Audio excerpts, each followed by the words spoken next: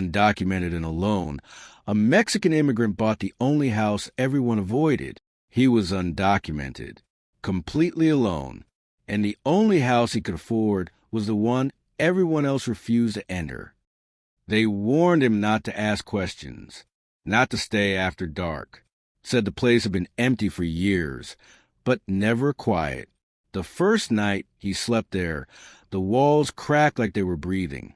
The air felt heavy, wrong, and when he found a locked door hidden behind a false wall, still warm to the touch, he realized something terrifying. This house wasn't abandoned. It was avoiding being found. He stood there for a long time after realizing that, his palm hovering inches from the hidden door, afraid that if he touched it again it would somehow prove he hadn't imagined the warmth. His name was Mateo Alvarez, and at that moment, standing alone in a decaying house on the outskirts of a small West Texas town, he felt the same tightening in his chest he felt crossing the desert years earlier, when the silence itself seemed to watch him. Mateo pulled his hand back and listened, not for whispers or footsteps, but for something simpler, more terrifying, the sound of another human being breathing nearby. There was nothing, just a faint creak of wood settling and the distant hum of traffic from a highway far enough away to feel unreal. His relief came too fast, and that scared him more than the fear had. He'd learned the hard way that relief, for people like him, was usually temporary. Earlier that day, he'd told himself this house was a gift disguised as rot. A place no one wanted meant no questions, no papers, no landlord asking for IDs he didn't have. He could work construction under the table, sleep during the day if he had to, disappear into the walls of this place like so many others had disappeared before him. That was the plan. Simple, fragile, necessary. He forced himself to step away from the hidden door and explore the rest of the room. The false wall was too carefully built to be accidental. The screws were old but deliberate, the panel cut with precision, not panic. Mateo knew the difference. He'd framed houses, repaired drywall, hidden mistakes behind paint. This wasn't a mistake. This was someone making sure something stayed unseen. As he moved through the house, he noticed things he'd missed before. A window nailed shut from the inside. The nails bent flat, so they couldn't be pulled easily. A kitchen cabinet with newer hinges than the others. A faint line on the floor where furniture had been dragged recently, not years ago. The house wasn't just breathing. It was being used. That realization shifted something in him. Fear gave way to calculation. If someone else was coming here, he needed to know who and why, not out of curiosity, but survival. Being undocumented meant one wrong encounter could erase everything he'd built since crossing the border. Jail, deportation, or worse, vanishing without a record. This house had been his hiding place. Now it felt like a shared secret he hadn't agreed to. He sat on the edge of the mattress he'd dragged in that afternoon, rubbing his face with both hands, thinking of his mother's voice telling him to leave places before they turned dangerous. He hadn't listened then. He wasn't sure he could afford to listen now. Leaving meant sleeping in his car again, risking police knocks, risking everything. When night fell, the temperature dropped fast, and the house settled into deeper sounds. Pipes contracting, wood popping, the kind of noises that reminded him he was inside something old and tired. Mateo lay awake, eyes open, staring at the ceiling, wondering if someone would come through that hidden door while he slept, or they were already listening to him from the other side. So the question pressed into his mind, heavier than fear. If this house was hiding something, or someone, did staying make him safer, or was leaving the real danger he'd been avoiding all along? Mateo didn't sleep. He drifted in and out of a shallow half-rest, the kind where your body lies still, but your mind keeps pacing. Every small sound felt amplified. The scrape of a branch against siding, the wind slipping through a cracked window, the distant bark of a dog that didn't belong to anyone he knew. When dawn finally thinned the darkness, he felt no relief, only the dull ache of having survived another night without answers. In the morning light, the house looked less menacing and more ashamed. Paint peeled in long strips, the porch sagged under its own weight, and weeds had swallowed the front steps. Mateo made coffee on a small camping stove and drank it standing up, his eyes never fully leaving the hallway where the false wall waited. Daytime gave him courage, or maybe it just made fear feel manageable. He went back to the hidden door with a screwdriver borrowed from his truck. The warmth was gone now. Cold metal, cold wood. He tested the screws carefully, loosening one just enough to confirm they weren't decorative. Someone had sealed this recently enough that the metal hadn't rusted through.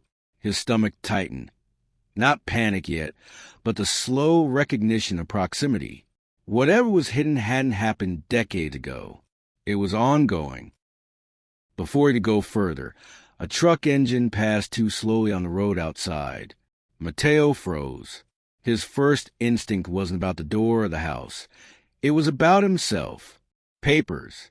Plates. Visibility. He stepped away from the wall, heart hammering, listening as the truck slowed, then accelerated again. Only when the sound faded did he realize how quickly his fear had chosen its priority. He wasn't afraid of ghosts. He was afraid of being seen. Later that afternoon, he walked into town to buy groceries, keeping his head down, shoulders rounded the way he'd learned to move through public spaces. At the small hardware store, the owner, a woman named Ruth with tired eyes and a limp she tried to hide, recognized the address on the receipt when he bought screws and duct tape. Her smile tightened just slightly. "You're in the old Calder house," she said, not asking. There was something cautious in her tone, not warning exactly, but not welcoming either. Mateo nodded. He didn't offer details. He never did. Ruth hesitated, then added, "People usually don't stay long." Her gaze flicked to the door, then back to him. "Just trust your instincts." It wasn't advice. It was a boundary.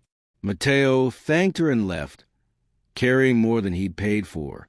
Outside, the heat pressed down hard, the kind that made thinking difficult. He sat in his truck for a moment, hands on the steering wheel, wondering what kind of town collectively decided not to ask questions, and what kind of harm that silence was protecting. Back at the house, he noticed something new. Footprints in the dirt near the side window. Not fresh enough to be obvious, but not old enough to dismiss. Adult size. Heavy heel. Someone who stood there for a while. Watching. Waiting. That night. As the wind picked up and clouds rolled in low and fast, Mateo locked the doors the first time. Not to keep something out, but to buy himself time. He lay on the mattress again, listening to the weather move in, realizing the house wasn't just avoiding being found. It was being avoided by people who knew exactly what they were leaving behind. And the question that wouldn't let him rest was simple and dangerous. What had they seen that made silence feel safer than the truth? The storm arrived just after midnight, not with thunder but with wind, steady, insistent, the kind that pressed against the house like a body leaning too close. Mateo sat up on the mattress, fully awake now, his instincts sharpened by years of learning how danger rarely announced itself loudly. Rain followed soon after, drumming against the roof in uneven bursts, slipping through gaps in the eaves and dripping somewhere inside the walls. The house responded with groans and subtle shifts, with expanding, nails protesting, as if it were resisting the weather rather than sheltering from it.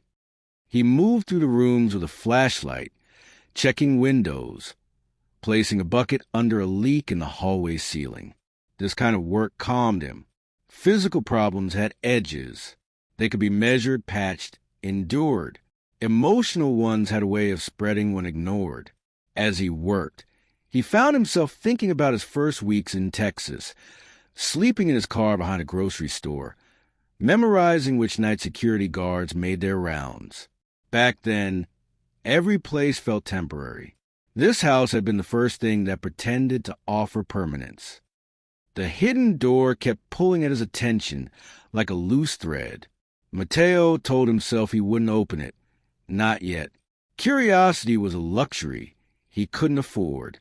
But fear had already crossed into something else. Responsibility, maybe, or the quiet pressure being the only one who knew the truth was unfinished. If someone was using this house, hiding something here, then ignorance wouldn't protect him. It never had. Around 2 a.m, he heard it. The unmistakable sound of a car slowing near the property. Tires on wet gravel. An engine idling too long. Mateo killed a flashlight and crouched near the front window, peering through a crack in the boarded-up glass. Headlights cut across the yard, illuminating the weeds, the leaning fence, the side of the house. They stayed there, unmoving, for several long seconds. His heart pounded, but his thoughts stayed sharp. He noted the height of the vehicle, the way the lights sat, likely a pickup, older model. No siren, no spotlight. This wasn't law enforcement. That knowledge didn't bring comfort. It brought options, and none of them were good. The engine shut off. Mateo held his breath. Rain soaked his shoes as he shifted his weight. Careful not to let the floor creak, he listened for doors opening, footsteps, voices. Instead, there was only the rain and the ticking sound of cooling metal outside. Whoever it was, they weren't in a hurry. That unsettled him more than someone charging the door ever could. Minutes passed. His legs began to shake from the crouch, but he stayed still. Then, finally, the engine started again. The headlights swept the yard one last time before disappearing down the road. Mateo waited until the sound was completely gone before standing. His chest burned as he exhaled. He didn't go back to sleep. Morning arrived pale and humid, the storm having left behind a heavy silence. Mateo stepped outside, scanning the ground. Fresh tire tracks cut through the wet dirt near the side of the house, stopping just short of the window with the footprints he'd noticed before. Someone had been here, watching, confirming something. He felt anger rise, quiet, controlled, but real, not at the person in the truck, but at the position he'd been placed in, always reacting, always one step behind. He'd crossed borders, survived hunger, humiliation, and exhaustion, only to end up guarding a mystery he hadn't asked for. Later that day, he went to work at a small renovation site on the edge of town. The foreman, a man named Clay with sun-damaged skin and a habit of pretending not to notice accents, handed Mateo a hammer and pointed him toward a framing job. Clay's wound was obvious, a son who didn't return his calls anymore. His regret sat behind his eyes when he talked too long about football instead. They worked without much conversation, the rhythm of construction filling the space between them. As Mateo worked, his mind kept returning to the house. He imagined someone slipping in during the day, using his absence. He imagined a knock from police responding to a call that didn't exist. Each scenario tightened the same knot in his chest. He realized something then that surprised him. He didn't just want to survive the situation. He wanted control. After work, instead of going straight home, Mateo stopped by the public library. It was one of the few places he felt invisible in a good way. He used an old desktop computer and searched the address of the house, scrolling through property records and local news archives. The Calder name appeared only once, buried in a 15-year-old article about a foreclosure. No mention of crime, no follow-ups, just a family that disappeared from public records after losing the house. That absence told its own story. On the way back, he ran into Ruth outside the hardware store as she locked up for the evening. She looked at his face, tired, more guarded than before, and sighed. "They came back again, didn't they?" she said quietly. Mateo didn't answer right away. He weighed the risk of honesty against the cost of silence. Finally, he nodded. Ruth leaned against the door, rainwater dripping from the awning onto the sidewalk. "People around here don't like trouble," she said. They think if you don't name something, it won't grow teeth. What is it? Mateo asked. Not who. What? She hesitated. I don't know the details, she admitted. Just that someone got hurt. And that house became useful for people who didn't want attention. Her regrets surfaced then, subtle but present. She'd known more once and chosen not to ask. Like everyone else. That night, Mateo returned home with a decision forming in his mind. He took the screwdriver, the new screws, and a small pry bar from his truck. He stood in front of the false wall again, feeling the weight of what he was about to do settle into his shoulders. This wasn't bravery. It was necessity. If he stayed ignorant, he'd remain vulnerable. As he placed the pry bar against the edge of the panel, his hand steady despite the fear, one thought echoed louder than all the others. If opening this door changed everything, was he ready to carry whatever truth had been hidden here for so long?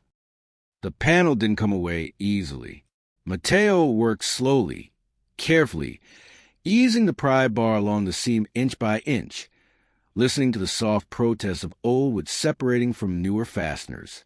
Every sound felt too loud in the quiet house, as if the walls themselves were keeping score. When the panel finally loosened, it revealed not a room, but a narrow passage, unfinished, cramped, and deliberately concealed.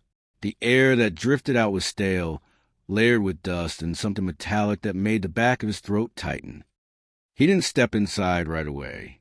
He crouched there for a long moment, flashlight trained on the darkness beyond, his mind cataloging risks the way it always did. Confined space. No easy exit. Evidence of what he didn't yet know, but evidence nonetheless. For someone like him, evidence was never neutral. It either protected you or erased you. The passage led down 3 shallow steps into what had once been a utility crawl space, expanded by hand into something more intentional. The concrete floor bore scuff marks, overlapping footprints worn into dust, and the walls were lined with insulation that had been pulled back and replaced unevenly. Someone had spent time here, not hiding briefly, but returning, adjusting, maintaining. Mateo stepped inside. The first thing he noticed was the light source. A small battery-powered lamp sat on a crate, switched off but recently used. The batteries were warm when he brushed against it. Nearby, a folding chair leaned against the wall, its fabric stained and fraying. There was a plastic cooler, empty now, and a stack of bottled water shoved into a corner. This wasn't a place someone passed through once. It was a place someone waited.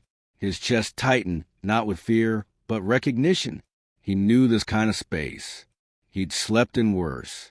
So had dozens of men he'd met over the years, people who lived in margins carved out of neglect and indifference. The realization softened something in him even as it raised the stakes. Whoever had been using this place wasn't a criminal mastermind or monster. They were surviving.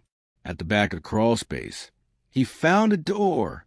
A real one this time, metal reinforced, with a deadbolt installed from the inside. Mateo didn't touch it immediately. He listened. Nothing. No movement. No sound beyond the hum of the house above.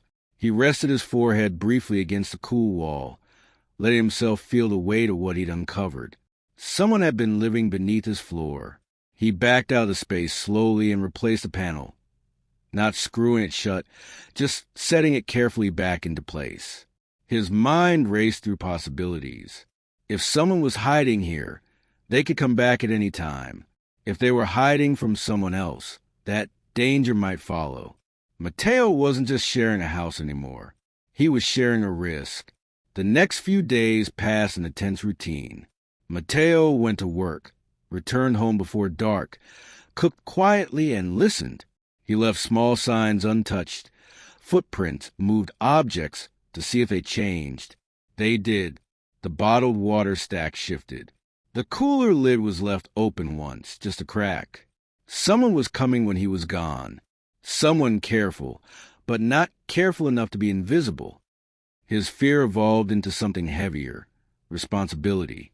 If he confronted whoever was, things could go wrong fast. If he ignored it, he might wake up to a situation he couldn't control. And if authorities got involved, for any reason, he would lose everything. The house, his job, his fragile, hard-earned invisibility. On the fourth evening, he made a decision that surprised even him. He cooked extra food. Rice, beans, chicken seasoned the way his mother used to. He packed into containers and left them just inside the crawlspace entrance, along with a note written in careful English. I live here now. I don't want trouble. We should talk. He didn't sign it. That night, he barely slept. Every sound jolted him awake. Around 3 a.m, he heard movement, soft, deliberate, the faint scrape of the panel. His pulse thundered in his ears as he sat up, staying perfectly still. He didn't reach for anything. He didn't speak. He waited. Morning came with the containers gone, and the note replaced by another, written in a shaky but determined hand. Please don't call anyone. I'll leave soon. Mateo stared at the note for a long time. The handwriting wasn't aggressive. It wasn't manipulative. It was tired. He felt a wave of anger then, sharp and unexpected. Not at the person hiding, but at the systems that had pushed both of them into the same shrinking corner. Two people invisible for different reasons, forced to negotiate survival in silence. That afternoon, he didn't go to work. He called Clay and said he was sick. Clay grunted and hung up, relieved not to deal with explanations. Mateo spent the day thinking, pacing, weighing the consequences of empathy. He knew how these situations ended most of the time. Someone panicked. Someone called the police. Someone disappeared. At dusk, Mateo knocked on the false wall. Once, softly. I'm not calling anyone, he said, keeping his voice calm low. But we can't keep pretending we don't exist. There was a long pause. He wondered if he'd misjudged everything, if fear would win out. Then the panel shifted slightly, just enough for a face to appear in the gap. The man was older than Mateo had expected, maybe late 50s, with graying hair and deep lines carved into his skin by years of outdoor labor. His eyes were sharp but exhausted, the look of someone who had learned to stay alert even when hope ran thin. My name is Luis, the man said quietly. I used to work here, before. Luis's wounds surfaced quickly as they talked. An injury to his back that had ended his job, a divorce that followed soon after, a son he hadn't spoken to in years. His regret lived in the pauses between sentences, in the way he avoided talking about the night something went wrong at the Calder house, the night that turned this place into a refuge and a trap. He explained that the house had been used, unofficially, by men who needed somewhere to disappear for a while. Day laborers, people running from debts, warrants, abusive homes. No one asked questions. That was the rule. When one man had been injured, badly, panic had followed. People scattered. Luis stayed. He didn't know how to leave anymore. Mateo listened, feeling the weight of the story settle into him. This wasn't a mystery anymore. It was a collision. Two lives overlapping in a space no one else wanted, each carrying fear the other couldn't afford to ignore. When Luis finished, silence stretched between them, thick and unresolved. Mateo knew the choice in front of him wasn't just about safety. It was about what kind of man he would be in a world that rarely offered him choices at all.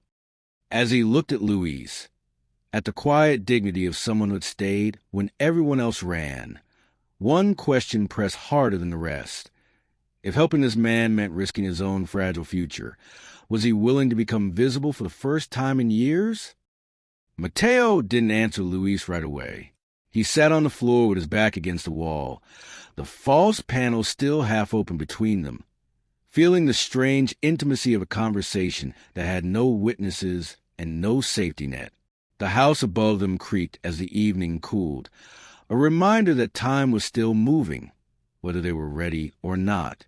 Mateo had spent years avoiding attachments, avoiding promises, avoiding anything that could pull him into someone else's gravity. And yet, here he was, listening. Luis shifted his weight, clearly uncomfortable with the silence. His hands trembled slightly as he folded them together, not out of fear, but exhaustion. "I don't want to cause you problems," he said finally. "I was here first. But that doesn't mean anything. Not really. Nothing does once you fall far enough."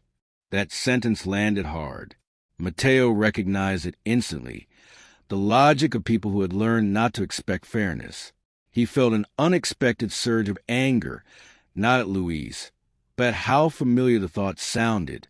How many times had he told himself the same thing while sleeping in his car, while taking jobs that paid half of what they promised, while smiling politely at insults he couldn't afford to confront? "I'm not calling anyone," Mateo said again, slower this time, more deliberate. "But this can't stay like this. Someone's watching the house. A truck comes by at night." Luis's eyes flicked upward instinctively, as if he could see through the ceiling. His jaw tightened. "They check," he admitted. "Not police. Just people making sure no one's messing with things." "What things?" Mateo asked. Luis hesitated, then exhaled. "Storage. Paperwork. Sometimes people hide stuff here. Not drugs. Not like that. Things they don't want found. Back when the Calder family lost a house, some of it became useful." Mateo absorbed that quietly. He thought of the cooler, the water bottles, the lamp, of how carefully everything had been maintained. This wasn't random. It was an informal system built on silence and mutual desperation. And systems like that never stayed small forever. Luis continued, his voice lower now. "I used to help, let people in, keep an eye on the place. Then my back went out. I couldn't do day work anymore. They stopped needing me. But I stayed, because I didn't have anywhere else." That was the wound Mateo realized, not the injury itself, but the moment Luis became unnecessary, the moment usefulness ended. Mateo knew that fear well, the fear that once you couldn't work, you didn't exist. They talked until the light outside faded completely. Mateo learned that Luis came and went through side access most nights, timing it carefully, that he slept during the day, hidden, listening for footsteps above him, that he avoided town because he'd once been stopped, questioned, humiliated in front of a grocery store. The memory still burned behind his eyes. When they finally separated for the night, no agreement had been made, just an understanding that silence, at least, would be shared. The following days tested that fragile truce. Mateo noticed a truck again, this time in daylight, parked down the road with no driver visible. He felt the old instinct flare, run, shrink, disappear, but forced himself to keep moving, mowing the overgrown yard with a borrowed trimmer, making the house look occupied, visible, less useful as a hiding place. Inside, Luis grew more restless. Mateo could feel in the way objects shifted, in the longer pauses before responses through the panel. One afternoon, Mateo returned early and found the crawlspace door slightly ajar. Luis emerged cautiously, blinking in the light, his movement stiff. "They're getting nervous," Luis said without preamble. "Someone asked questions in town. About you." Mateo's stomach dropped. Fear surged fast and hot, bringing with it images he'd kept carefully buried. Detention centers, phone calls that never connected, his mother's face when he'd left. "Who?" he asked. "Doesn't matter," Luis replied. "What matters is they don't like change." That night, the truck didn't just slow down. It stopped. A man got out. Mateo watched from the window as he walked the perimeter, kicked at the fence, tested the porch steps with his boot. He wasn't threatening. He was assessing. That was worse. Luis didn't come out that night. The next morning, Mateo found a note in the crawl space. "They told me to leave. For my own good, I don't know where to go. Mateo sat heavily on the floor, the note crumpling in his hand. The house felt suddenly too large, too empty, as if it were waiting to see what he would do. He thought of all the times he'd walked away from situations like this, quietly, efficiently, without explanation. It had kept him alive, but it had also left a trail of people he never knew the endings for. He spent the day distracted at work, missing measurements, earning a sharp look from Clay. During lunch, Clay sat beside him on a stack of lumber, chewing slowly. "You're not usually this jumpy," he said. It wasn't an accusation. It was concern, clumsy but real. Mateo considered lying, then didn't. "Someone's in trouble," he said, "and I don't know if helping them will ruin me." Clay snorted softly. "That's always a risk," he said. Then, after a pause, "My kid stopped calling because I was too busy being safe. Don't make my mistake if you can help it." That was Clay's regret, offered without ceremony. When Mateo returned home, he found Luis waiting, standing awkwardly in the living room as if unsure whether he was allowed to exist there. His face was pale, his eyes rimmed red. "They're clearing the house," Luis said. "Not tonight. Soon. If they find you here, they won't be kind. And if they find me—" He didn't finish the sentence. Mateo felt the walls closing in, not physically, but morally. He could leave. Sell the house back for what he paid. Disappear again. That option was still there, glowing with familiar comfort. Or he could stay and confront people who operated in shadows, people who counted on others being too afraid to stand still. That night, Mateo sat at the kitchen table long after Luis returned to the crawlspace. He stared at his hands, calloused, scarred, proof of survival. He realized something quietly devastating. He was tired of surviving in pieces, tired of being invisible to stay safe, tired of houses that avoided being found because no one wanted responsibility for what happened inside them. He pulled out his phone and scrolled through contacts he rarely used. A legal aid number someone had once given him, a church pantry volunteer, even Ruth's store number. Each represented risk. Each represented possibility. The house groaned softly as the wind rose outside, as if urging him to decide. And the question that settled over him, heavier than fear, heavier than instinct, was this: if he finally chose to stay and protect someone else, would this house become his undoing, or the first place he truly belonged? Mateo didn't sleep that night. He sat at the kitchen table with the lights off, letting the moon spill through the cracked window and paint pale rectangles across the floor. Every few minutes he glanced toward the hallway, half expecting to hear the panel shift, to see Luis emerge again with new bad news. But the house stayed still, holding its breath the way it always seemed to do when decisions were being made inside it. By morning, the choice had settled into him, not like courage, but like acceptance. He packed a small bag with documents he kept hidden in a hollowed-out book, a change of clothes, and the cash he'd been saving. Not to run, but to be ready. That distinction mattered more to him than he expected. When he knocked on the false wall, his hand was steady. Luis came out slowly, eyes searching Mateo's face for signs of betrayal. He'd learned, like Mateo, to read people quickly, to look for the moment when fear tipped into self-preservation. "I'm not leaving," Mateo said, "and I'm not letting them push you out either." Luis closed his eyes for a moment, a long exhale escaping him. Relief crossed his face, followed almost immediately by guilt. "You shouldn't do this," he said. "You don't owe me anything." "I know," Mateo replied. "That's why I'm doing it." They sat together at the kitchen table, the first time they'd shared the same space openly, in daylight. Luis looked older, more fragile than Mateo had realized. His hands shook when he lifted his coffee cup, and his movements were careful, as if pain lived just beneath the surface. Mateo wondered how long he'd been hiding not just from others, but from the reality of his own body failing him. The plan they formed wasn't heroic. It was practical.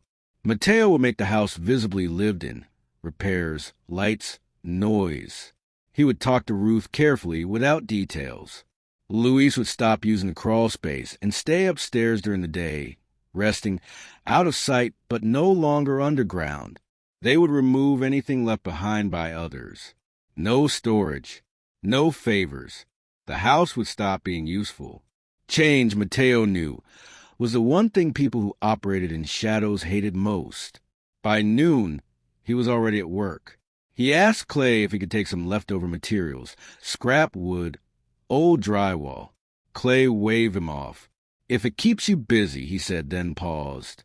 "You okay?" Mateo nodded. It wasn't a lie. It wasn't the truth either. Back at the house, he worked until his arms burned. He replaced broken boards on the porch, patched the window, painted over graffiti so faded it had become part of the wall. Each act felt like a declaration. This place is occupied. This place is claimed. As he worked, neighbors passed more slowly than before. Some nodded, some stared. One woman stopped and asked if he needed water. Mateo thanked her and felt a strange tightening in his chest. Visibility was terrifying. It was also human. That evening, the truck came back. It parked closer this time, engine off, driver visible. A man in his 40s stepped out, clean clothes, confident posture. He didn't rush. He didn't hide. He walked straight up the path Mateo had cleared, boots crunching on gravel that hadn't been disturbed in years. Mateo stepped onto the porch before the man could knock. His heart pounded, but he stood tall, shoulders squared. He'd learned that confidence didn't require permission. "You live here?" the man asked. "I do," Mateo replied. The man smiled thinly. "Place used to be empty." "It's not," Mateo said. Silence stretched between them.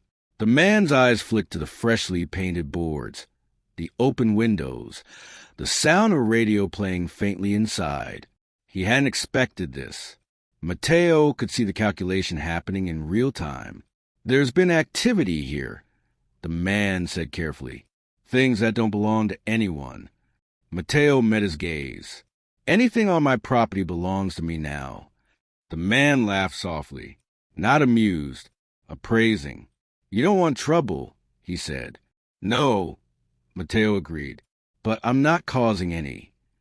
They stood there for another long moment. Finally, the man nodded, turned, and walked back to his truck. As he drove away, Mateo felt his legs shake.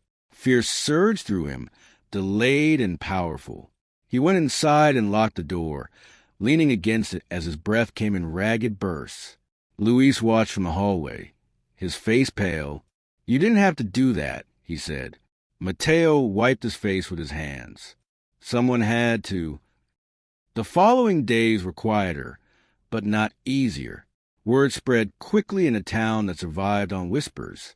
The Calder house wasn't empty anymore. It had an owner, someone who fixed things, someone who waved back. The truck didn't return, but Mateo felt eyes on him everywhere. In the store, at work, on the road. Each glance was a reminder that he was choosing to exist openly, without the armor of anonymity. Luis's health worsened. The pain in his back flared, leaving him unable to stand for long periods. Mateo found him one morning collapsed on the kitchen floor, teeth clenched, sweat soaking through his shirt. Panic surged, sharp and immediate. He knelt beside him, gripping his shoulder. "We need help," Mateo said. Luis shook his head weakly. "No hospitals," he whispered. "I can't." Mateo understood the fear, but he also saw the cost of inaction. He called Ruth. She arrived with a first aid kit and a quiet authority that didn't invite questions. She helped Luis onto the couch, her movements practiced. "You should have asked sooner," she said gently.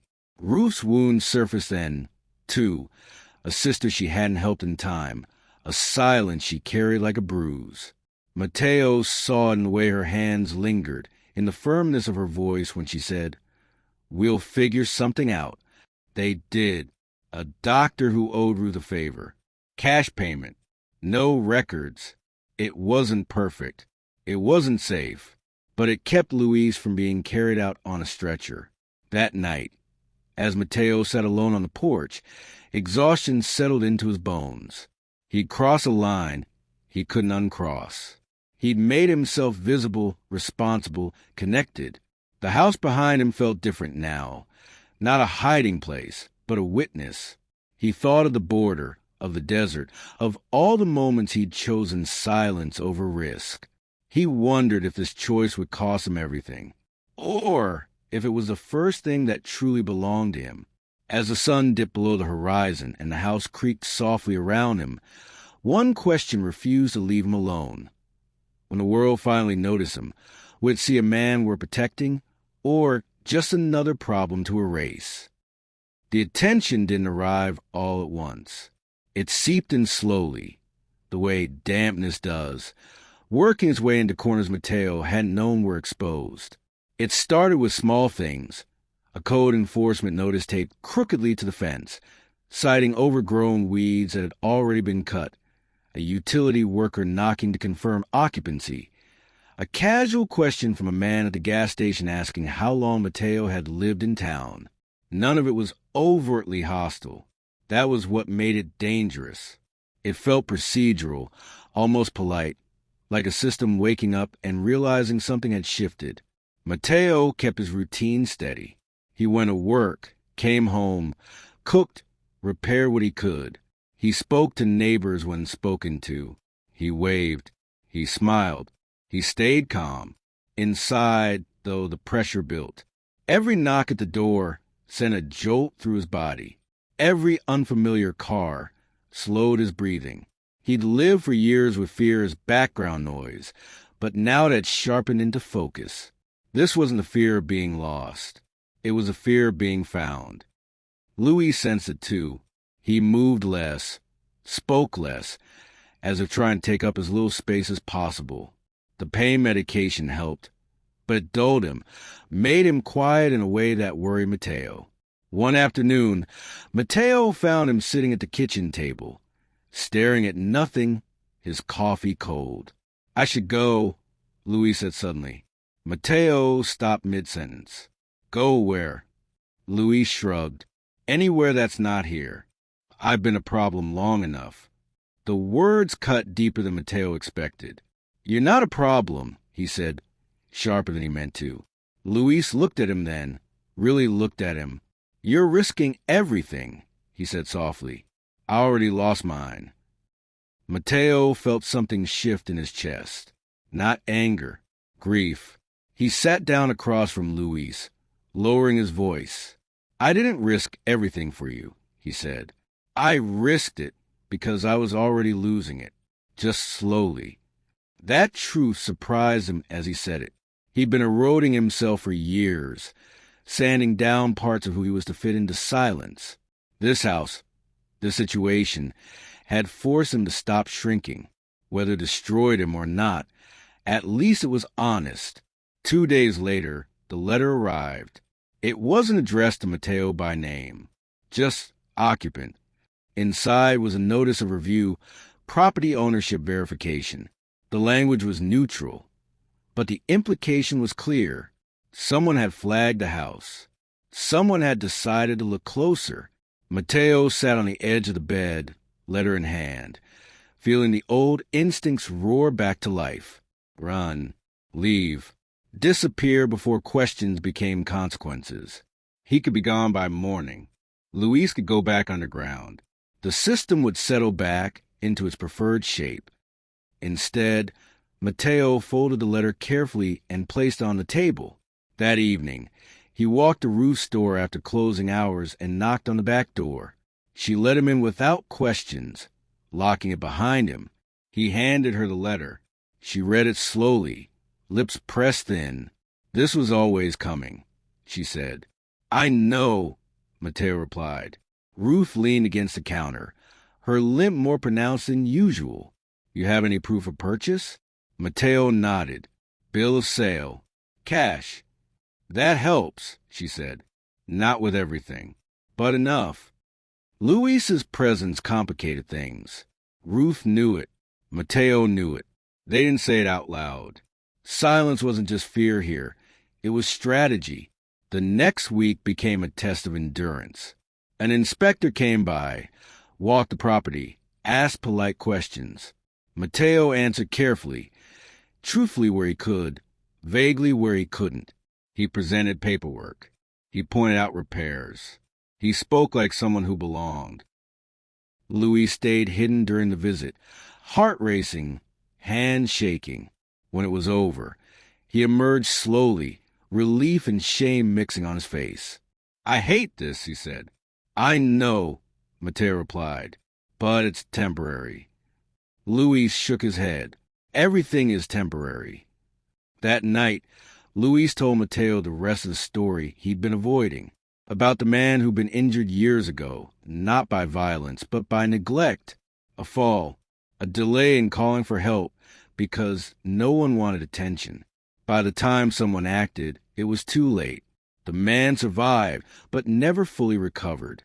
The guilt had hollowed Luis out. Staying in the house had been his penance. "I thought if I stayed," Luis said, voice barely audible, "it would mean something, that it wouldn't just disappear." Mateo listened, feeling the weight of that choice settle into him. How many lives were shaped not by what people did, but by what they were too afraid to do? The turning point came unexpectedly on a Sunday afternoon when a church group knocked on the door. 2 women and a teenage boy holding flyers about a food drive.